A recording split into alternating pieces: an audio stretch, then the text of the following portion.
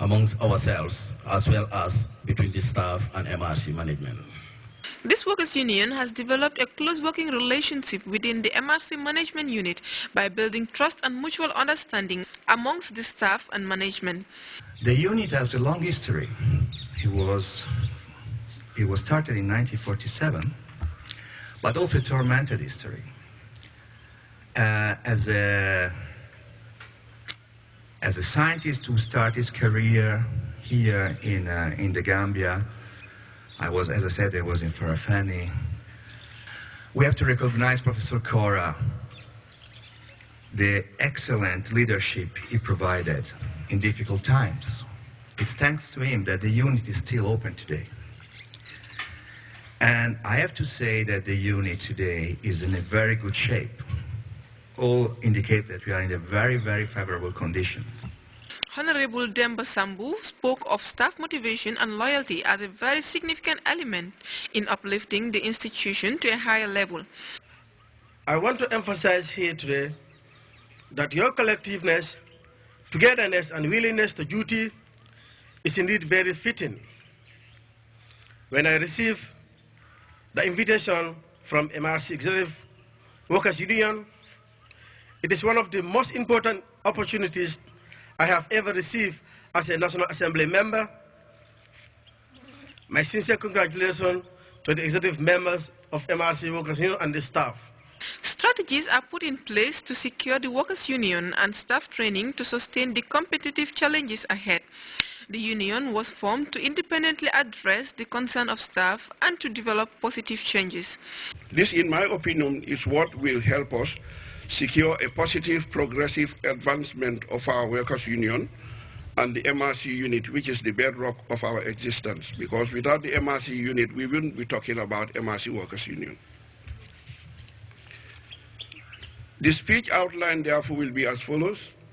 How the MRC was formed, the challenges faced when and what was achieved in the past. Presently, how the union is faring with regards to looking at the welfare of its members and creating a conducive working environment, a proper appraisal of our needs for a union and what we need to put in place to save challenges. The MRC Workers Union has over the years proven to be a worthy partner in the successful development of a vibrant and highly motivated workforce with a voice to make a positive change. It is expected that the Congress will serve as a place to recognize the effort and values as well as strengthen the spirit of unionism. Uminjai, Grts. Members of Gambia Gold Award Association from across the country gathered on Sunday to elect a new executive. The newly elected officials, as Buba Sise reports, now have a mandate to steer the affairs of the body for a period of 2 years. The Gold Award Association, GAHA, continues to transform the lives of the cream of society, the country's precious gifts, the young people, into well-informed, responsible, dutiful, and self-reliant citizens for the ultimate purpose of nation building through various programs and activities carried out by the association. Consequently, the skills training, among a host of other things, earned GAHA recognition beyond the borders of the country. However, this vibrant youth association is putting much life into their programs to revive its units from across the country. It is hoped that with the election of the new executive, their aspiration of reviving GAHA into once again that vibrant association it is known for will be realized. The executive director of President International Award gave the GAHA members a word of advice, saying that President International Award considers GAHA as an offspring for the positive development of young people. He further argued that youths are not future leaders, but rather leaders in the making. Voluntarism. You have to sacrifice your time, your energy, your precious time and energy to advance the cause of humanity. The award is a challenging activity and a challenging, very challenging program for young people. And young people, whether you know it or not, I'm a very young person myself, whose age is in the mind. Okay? The cream of this country, the Gambia, the hope of this country, the Gambia, is the youth, the young people of this country. The young people are not only the the future. You are still the present. You are the present and the future of this country.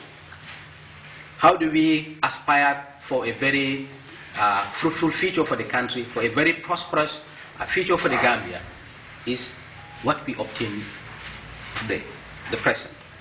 The acting executive secretary of National Youth Council, Abubakar Sisao, challenged GAHA members to be ready to serve the community, stressing that their active participation in the association programs will serve as a motivating factor for their fellow youths. I encourage you to tighten up your belt as goal holders. Because if you support the cause, you're going to attract more people to come back. And I'm sure you should not have the difficulty to make that difference because the resources are there. If I talk about resources, it doesn't necessarily mean that the financial resources for you to be able to make a difference. But the resources that you need is the people, and you have that. Al-Haj Bai Sise and Honorable Pamalik Sise, who were one-time GAHA members, gave words of inspiration, calling on the members to be committed in executing their duties with a high sense of discipline and honesty. They assure members of their continuous support at all times. Fatoumata Sise, GAHA member, and Sose Sise, Gold Awardee, have this to say. We don't want the youths to go like that with what they've acquired in the award program. So we came up and formed what is called the Gold Award Holders Association, which started in the 80s also. That is, if you graduate from the gold level, you will join now this association to complement the efforts of the President International Award. That is to help them into what they are doing to expand the program countrywide, to help the young ones that are unfortunate to join the program to join it as well. So I would just urge them to do their culture and be committed to the association, because as we all said, the Gambia Gold Award Holders Association is complementing the efforts of the President's International Award.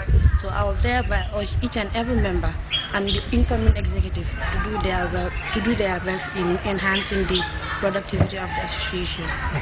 The forum also gave the members the chance to harmonize ideas on how the association should be run and where they want to see the association in the next years to come. Buba SMCC, GRTS. Snow blankets, huge swathes in the northeast of the United States, and the Bangladeshi opposition threatens to call a strike on Monday to protest the results of Sunday's elections. These stories and others when we return.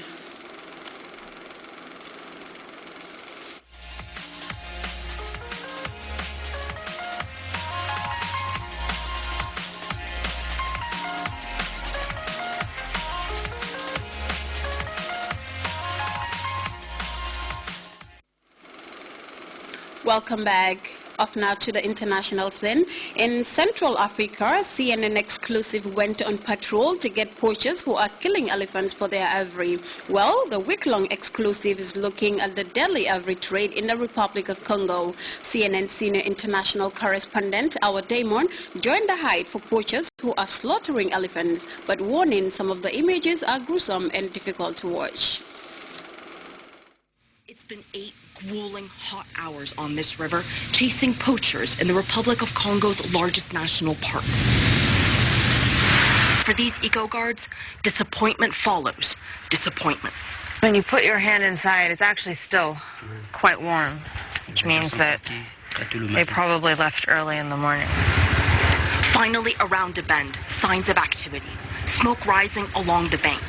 They rush ashore and fan out into the jungle. Within seconds, a gunshot.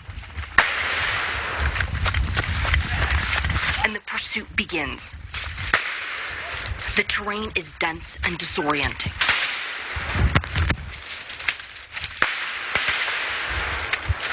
The men force their way through the undergrowth and slosh through knee-deep water. Our CNN team can barely keep up.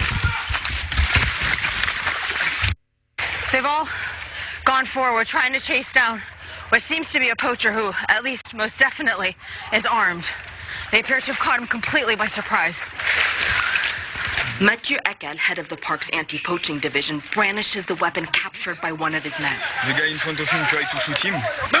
Pumped on adrenaline, Brice Moapelé describes what happened. He tried to shoot me like this.